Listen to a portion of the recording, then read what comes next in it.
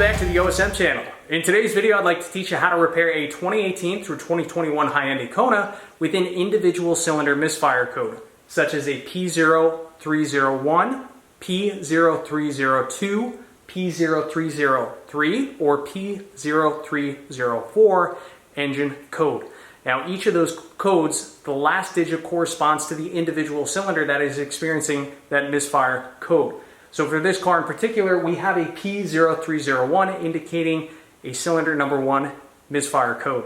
What are the most likely causes for an individual cylinder misfire code? Well, the most likely causes for one is a failed ignition coil, which the ignition coil sits on top of the spark plug and it provides the charge for the spark plug.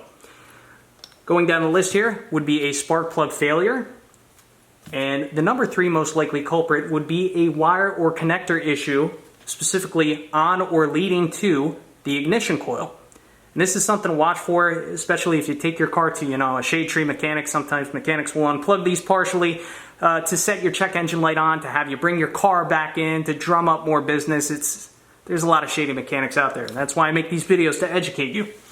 But if money was tight and we didn't want to do a full tune-up and just spend $100 on new ignition coils and spark plugs, how could we confirm that we do in fact have a bad ignition coil and or spark plug on cylinder number 1? Well, what we can do, we can unfasten the ignition coil and spark plug from cylinder number 1.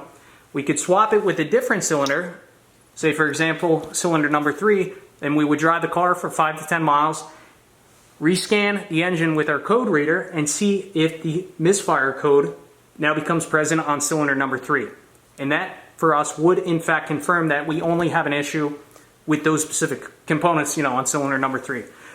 Now, with that being said, this car has 100,000 miles on it, and it's just like swapping out a headlight. If one headlight fails, it's likely that the other headlight is going to fail shortly. So I do recommend doing a full tune-up, and that's exactly what we're going to do today. We're just going to swap over the ignition coils. We're going to put the new ones on, take the old ones off, and we're also going to swap out the spark plugs. Now, some other potential causes of cylinder misfires would be fuel injector issues, low compression, vacuum leaks, etc. This is less common.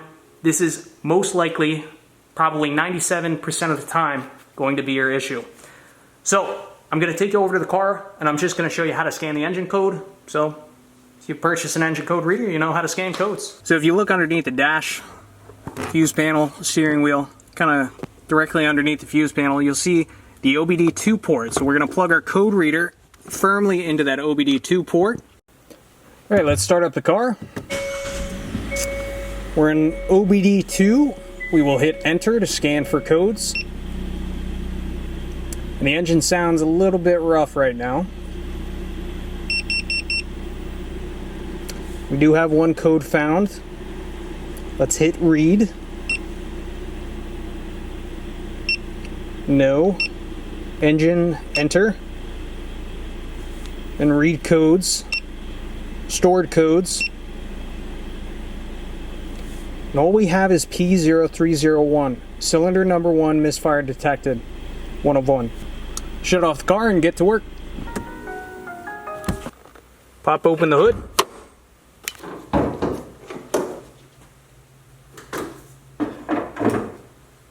Now, to gain access to the ignition coils, we're going to have to pull off this panel.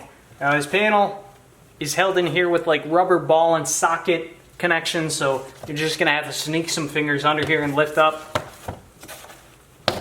each corner. It should pop up out of the way. With that shroud removed, we now have access to our ignition coils. So the first thing I'm going to do, obviously, is inspect the electrical connections. Everything seems to be connected properly in the wiring. I don't see anything obvious. So which cylinder is cylinder number 1? Again, we have a P0301, cylinder number 1 engine misfire code in this car. According to my research, cylinder number 1 is on the left-hand side, the passenger side of the engine, closest to the serpentine belt, which in this case right behind the oil fill cap. So I believe this is cylinder number 1. And if we wanted to confirm that it was in fact a bad ignition coil and or spark plug on cylinder number 1, we could take these components, swap them over to 3 or 4, swap 3 or 4 back over to 1, run the car for 5 to 10 miles, and that would confirm or not confirm that we have bad components. But in our case, we're just going to replace everything, all the ignition coils and spark plugs. Let me refocus the camera on cylinder number 1 ignition coil, and I'll show you how to remove that electrical connection. So to remove this connector, you can get in here with a fingernail or a right hand pick. I'm going to take a pick, pull back on the gray tab, give it a little wiggle. I'm going to push up on the back of the tab and pull that electrical connection off. I'll do the same for the other 3 cylinders.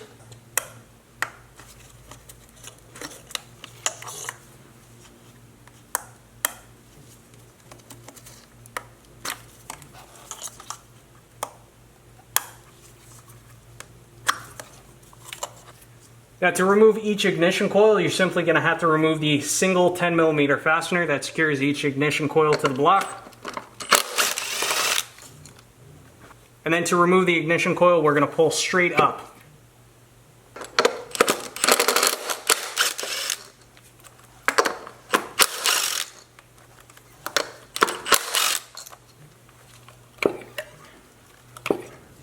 And 4. Next, we need to remove each of the 4 spark plugs. If you look on top of the engine, there's a little bit of debris here, but there's actually a lip that receives all the ignition coils that prevents that debris from falling down into the cylinder. So you could either vacuum this out or leave it alone. But what you're going to need now is a magnetic spark plug socket, which I have. And I also have an extension, which just makes it a little bit easier to wrench on these. So I'm going to manually engage it with the spark plug. It has a good bite, and I'm going to take my 3/8 socket wrench and manually crack this loose.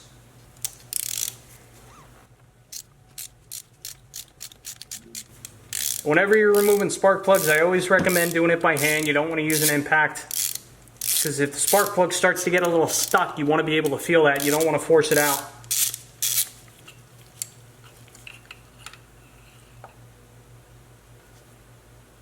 Cylinder number 1 doesn't look too bad.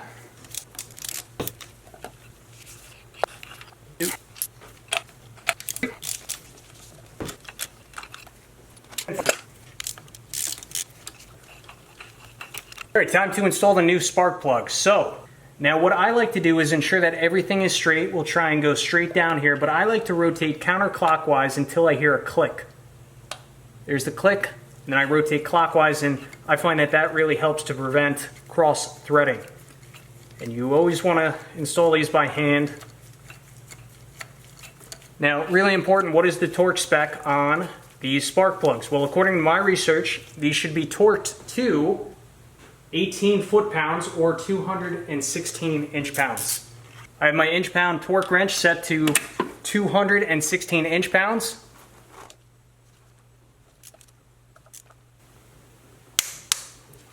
Cylinder number 1 is good. We'll repeat the process with the other 3 cylinders.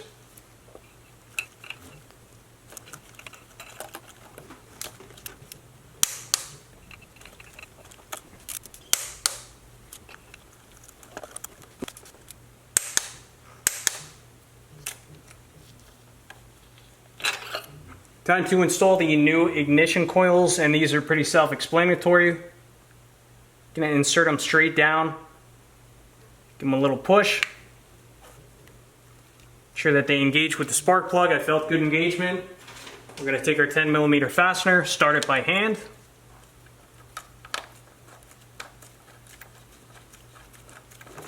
And then snug up that fastener.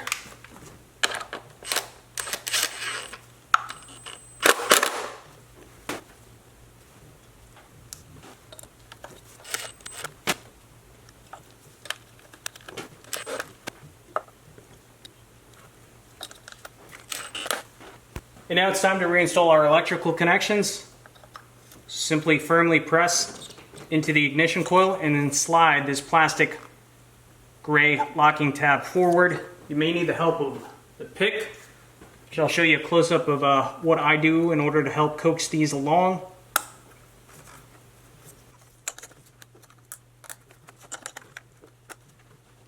So you may find that you go to insert this electrical connection into the new ignition coil, you firmly press down, you might hear a click, and then you try and engage the gray lock, but you find that your experiencing a lot of resistance and it just doesn't want to slide forward, what you do, take a 45-degree pick, and on the gray tab, you see there's 3 little legs where it slides underneath this section of the clip right here.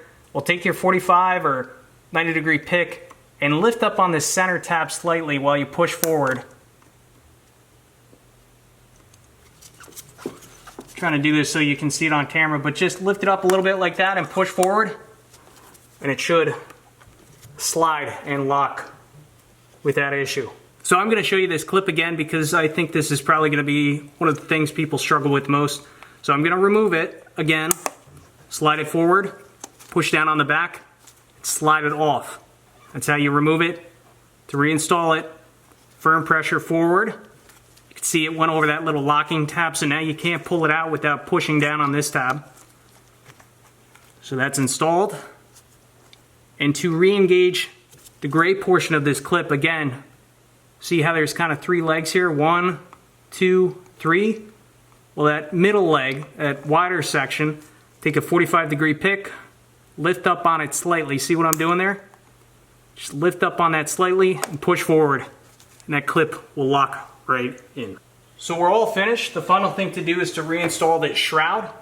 And if you look at the engine, on the intake, you know, there's a ball here and here. And right behind our ignition coils, there's a steel ball here and here. And you'll recall this is like, again, a rubber ball and socket connection. So you're just gonna have to line everything up, apply a little bit of firm pressure. I find that it helps if you start in the back, you get the 2 back on there, push, push, front should already be lined up, push, push, and that's it. Close the hood, clear the codes, go for a test drive and see if that fixed our issue.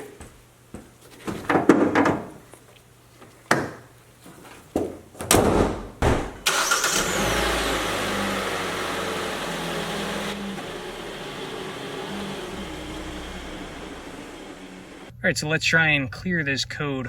Have the code reader plugged in. Car is on, but it is not started. And you can do that with these keyless start cars by not holding your foot on the brake and just hitting the start button. It'll supply power to the car. Turn the battery power on. So OBD2, we'll hit enter.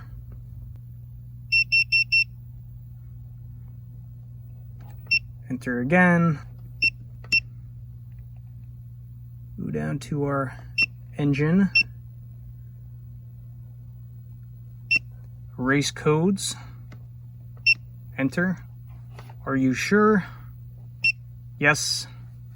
Erase done. Press any key to continue. Okay, so I'm going to unplug this now and take the car for a test drive.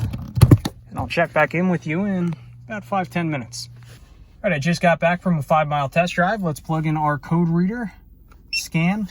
I do not see any check engine lights on the dash. That's a good sign. If everything's good, we should have a green check mark, which we do. Codes found 0. So we have, in fact, corrected our issue. Now, if you're interested in any of the tools or products I used in today's video, I will leave links for everything in the description down below.